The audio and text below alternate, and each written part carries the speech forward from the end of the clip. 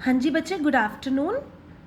Today we are going to start not with the chapter electricity but with the basics of it. मुझे इसको सीधा ऐसा नहीं है आपको स्टार्ट करवाना कि what is electricity, what is charge, what are the laws, nothing. First of all we are going to build the foundation. आप अपने आप पहुंचोगे इस टॉपिक पे कि इलेक्ट्रिसिटी क्या है. आप अपने आप पहुंचोगे. मैं इसको ऐसे डेफिनेशंस की तरह नहीं स्टार्ट करवाने वाली.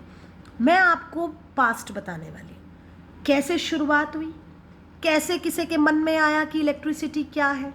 क्योंकि कोई भी काम करते तो कोई थॉट आता है ना हमारे मन में. थॉट प्रोसेसेस क्या थे इस चैप्टर के पीछे. स्टोरी से शुरू कर रही हूँ मैं आपको कि इलेक्ट्रिसिटी क्या है. उससे पहले मैं आपको बहुत बेसिक 9th क्लास से चल रही हूँ.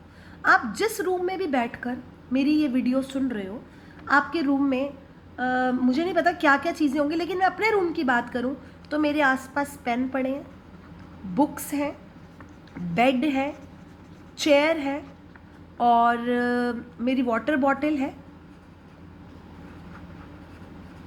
और ईयरफोन पड़े हुए हैं. ठीक है, वाइट बोर्ड लगा हुआ है, मार्कर पड़े हुए हैं, एक्सेट्रा एक्सेट्रा, बहुत कुछ इस रूम में पड़ा हुआ है.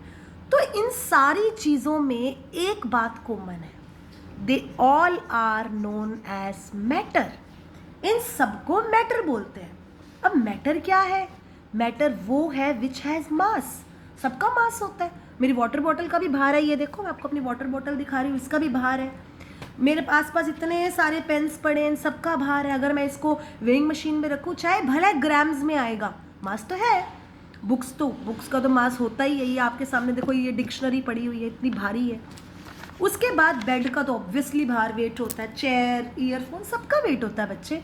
तो मैटर का एक ये फीचर है कि उसके पास मास होता है.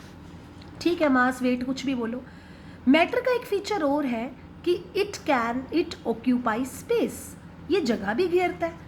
आप अपने स्कूल बैग के अंदर अपनी बुक्स डालते हो. एक टाइम आता है जब हम ऐसे बोलते हैं कि मम्मा और इसमें बुक्स नहीं आ रही हैं, बैग मेरा भर चुका है. क्योंकि आपकी बुक्स ने स्पेस ऑक्यूपाई किया आपके बैग के अंदर, जगह भर ली उसके अंदर, और उसके अंदर और नहीं आ रही. आपके पास एक किट होएगी बच्चे. उस किट के अंदर आप क्या करते होगे? अपने सारे पेन पेंसिल्स उसके बीच में डालते होगी. एक टाइम तो ऐसा आता होगा कि किट भर जाती होगी और उसके अंदर पेन पेंसिल्स नहीं आ सकते. इसका मतलब कि जो मैटर है वो जगह भी घेरता है. और किताबों में सिर्फ इतना ही लिखा होता है. But one additional thing that I want to tell you is that कि matter can be perceived by our sense organs.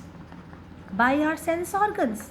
इसका क्या मतलब है कि you know we have 5 sense organs. हमारे 5 सेंस ऑर्गन में से कोई एक सेंस ऑर्गन अगर उसके ऊपर काम करता है तो मैं श्योर हूँ जी वो चीज़ मैटर है. अब मैं ले आई हूँ आपके सामने पेन. मैं चेक करती हूँ कि मेरा पहला सेंस ऑर्गन स्किन इसको टच कर पा रही है. हाँ, कर पा रही है. पता लग रहा है कि ये क्या है, प्लास्टिक है, सब कुछ पता लग रहा है. दूसरा सेंस ऑर्गन आईज, इसको देख पा रही है, रेड है, अंदर इसके रिफिल है, रिफिल इतनी ही रह गई है, और पीछे रेड कलर का इसका जो है, इसको बंद करने के लिए इसका शॉर्ट कैप है, ऊपर इसको बंद करने के लिए एक बिग कैप है, वो भी ऐसे रेड कलर का, इसका ढक्कन है. सब कुछ दिख रहा है मुझे.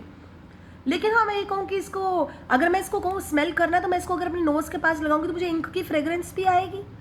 तो मेरे कहने का मतलब है कि मेरे 5 के 5 सेंस ऑर्गन्स नहीं, मैं कह रही कि इसको फील करें. कोई एक भी 5 में से कोई एक सेंस ऑर्गन की उसके ऊपर लग गया तो मैं ये समझ जाऊंगी कि ये चीज़ मैटर है. अब आपको लगेगा कि ये क्या बोल रहे हैं, इलेक्ट्रिसिटी का चैप्टर और मैटर करा रहे हैं. अब मैं आपको इसके बीच में से निकालूंगी ना, इसको बीच में से ही आपको लेके जाऊंगी इलेक्ट्रिसिटी पे. पर सबसे पहले आप ये समझो मैटर क्या है. Anything which occupy space, which has mass, weight and which can be perceived by our sense organ is called matter. चलो, चलती गई कहानी. उसके बाद जी एक साइंटिस्ट आया, जॉन डाल्टन, और एक था जे थॉमसन. इन्होंने मैटर के आगे स्टडी करने शुरू कर दी कि मैटर आखिर किस चीज़ों से जुड़कर बना है. तो 9th में तो करा देते थे कि जी matter is made up of atoms, एनू, परमाणु, पता नहीं क्या क्या. लेकिन उसके पीछे की हिस्ट्री ये है कि जॉन डाल्टन और जे थॉमसन की थी लड़ाई.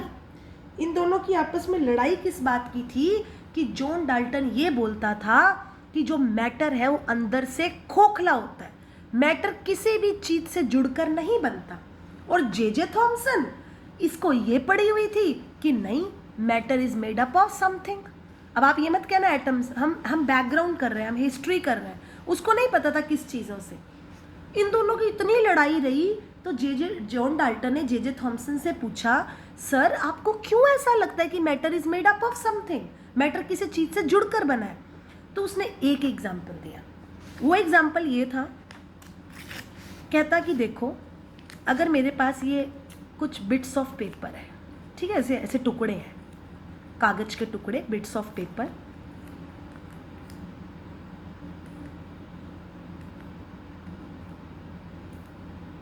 ये लो जी, बिट्स ऑफ पेपर आ गए आपके पास। अब मुझे इन बिट्स ऑफ पेपर को उठाना है।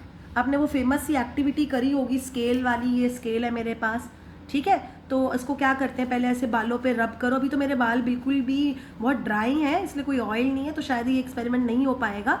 आप करके देखो थोड़ा सा ऑयल लगा के, या इसको काफ़ी देर रब करो अपने बालों से। तो लो, ये तो मैंने थोड़ा सा ही रब किया था, पहले ही टच हो गए। ये देखो, मतलब मैंने क्या किया, देखो ये रखा, इसको अभी मैं इसको बालों से रब कर रही हूँ। बहुत अच्छा एक्सपेरिमेंट है, देखो आप बालों से रब रब रब रब रब, हो जाओ हो जाओ हो जाओ, हो गया। अब मैं इसको इस पेपर के इसके पास ले आई। अब मैंने कुछ नहीं किया, मैंने टच नहीं किया था, आप ये आपके सामने प्रूफ देख लो। आप ये पेपर इसके ऊपर जो है वो चिपक गया। अब जे थॉमसन कहता कि पहले क्यों नहीं चिपका था, ये लो, जब आपने रब नहीं किया था तब तो नहीं आया था, ये लो, जब आपने रब नहीं किया था, ये देखो अभी रखा, मैंने कोई रब नहीं किया, आया कोई पेपर नहीं आया, पहले क्यों नहीं आया, रब करने के बाद ही क्यों आया?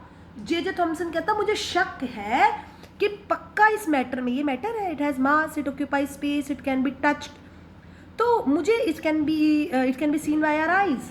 तो कहता मुझे शक है कि इस प्लास्टिक के अंदर कुछ ऐसे पार्टिकल्स हैं जो जब रब नहीं किया था तो वो नहीं, उन्होंने बिट्स ऑफ पेपर को अट्रैक्ट किया था, लेकिन जैसे ही उसको बालों के साथ आपने पहले रब किया और उसने बिट्स ऑफ पेपर को देखो अट्रैक्ट कर लिया। कहता बताओ, मुझे तो पक्का लगता है इसके अंदर कुछ है। कहता ये नहीं मेरे को पता क्या है, मेरे को ये नहीं पता, पर मेरा मन कहता है कि matter is made up of something. कोई ऐसी चीज तो थी जिसको जैसी बालों से रब किया वो एकदम एक्टिवेट हो गई, वो एकदम चार्ज हो गई। सॉरी, जॉन डाल्टन का तो मुंह उतर गया। वो कहता हाँ वही, मेरे को भी ऐसे ही लग रहा है भाई है कुछ समथिंग यार, मेरे को तो आप लग रहा है कुछ, हाँ तो भूत प्रेत आत्मा है या कुछ ऐसा है। तो ठीक है, उनकी स्टडी कंटिन्यू हुई, पता उसको भी नहीं था, पता उसको भी नहीं था। इनकी 1 ईयर, आप मानोगे, इनकी 1 ईयर लड़ाई रही इस बात के ऊपर। वो कहता जी मैटर के अंदर कुछ नहीं है, ये कहता जी मैटर के अंदर कुछ है, मेरे को शक हुआ इस एक्सपेरिमेंट से। अब क्या हुआ मेरे प्यारे बच्चे, अब क्या हुआ कि उन्होंने कहा कि तेरे को मैं 1 साल देता हूँ दोनों को, मैं तेरे को ये प्रूव करके दिखाऊंगा कि मैटर किसी भी चीज़ से जुड़कर नहीं बना होता। और जे थॉमसन कहता कि मैं तेरे को ये प्रूव करके दिखाऊंगा कि matter is made up of something, matter is made up of small particles. और 1 साल के बाद ऐसे जे थॉमसन गर्दन चौड़ी करके मुंह ऊंचा करके आ रहा है, क्योंकि उसने ये चीज़ प्रूव करी। अब प्रूव कैसे करी? आपकी CBSE में 9th में था cathode rays, anode rays experiments, नहीं है तो टेंशन ना लो, +1 में सब कुछ आ जाएगा वापस से। लेकिन जॉन डाल्टन अपना मुंह नीचे करके आया, क्योंकि उसके पास कोई भी ऐसा एक्सपेरिमेंट नहीं था जिससे वो ये प्रूव कर सकता। अभी हमने सिर्फ इतना किया कि अभी शक पड़ा है और वो प्रूव भी हो गया कि matter is made up of small things and that are small particles are known as atoms. उसके बाद रिसर्चेज हुई कि एटम के अंदर कौन है, प्रोटॉन है, न्यूट्रॉन है, इलेक्ट्रॉन है। जॉन डाल्टन तो ये तक भी कहता होता था कि अगर एटम है तो भाई वो अंदर से खोखला है, पर जे थॉमसन ने रदरफोर्ड, गोल्डस्टीन, चैडविक, विलियम क्रोक्स, इन सब की मदद से ये प्रूव करके दिखाया कि एटम खाली नहीं होता भाई लोग, एटम के अंदर प्रोटॉन, न्यूट्रॉन और इलेक्ट्रॉन होते हैं। और बच्चे अगर आप जब +1 +2 के बाद BSc लेवल पे चले जाओगे तो आपको ये पता लगेगा कि एटम के अंदर प्रोटॉन, न्यूट्रॉन, इलेक्ट्रॉन ही नहीं, उसके अलावा पॉजिट्रॉन, हेड्रॉन, पाई मीजॉन्स, मीजॉन्स, लेप्टॉन्स, मैं कहती हूँ पूरा DAV कॉलेज की एक दीवार पे चार्ट बना हुआ है। उस चार्ट को कभी देखो तो बंदा पागल ही हो जाए कि एटम के अंदर इतनी सारी चीज़ें आती कैसे पूरी हैं। तो एटम के अंदर वो प्रोटॉन, न्यूट्रॉन और इलेक्ट्रॉन प्रेजेंट होते हैं। आप 9th के अंदर पढ़ के आए हो। Proton remains inside the nucleus, neutrons भी अंदर रहते हैं और इलेक्ट्रॉन्स बेचारे खुली आज़ादी है उनको कि वो आराम से न्यूक्लियस के इर्द गिर्द घूमते हैं। दिल करेगा तो एटम को छोड़कर चले जाएंगे, दिल करेगा तो एटम के अंदर घुस जाएंगे। पर ये कौन डिसाइड करता है कि इलेक्ट्रॉन लूज करेंगे या अंदर अंदर आएंगे? ये बिल्कुल फ्री इलेक्ट्रॉन्स होते हैं एटम के। ये एटम को छोड़कर भी जा सकते हैं, दिल करे तो अंदर भी रह सकते हैं। इनका नाम ही है फ्री इलेक्ट्रॉन। अब इसकी आगे की कहानी that will be in the video part 2।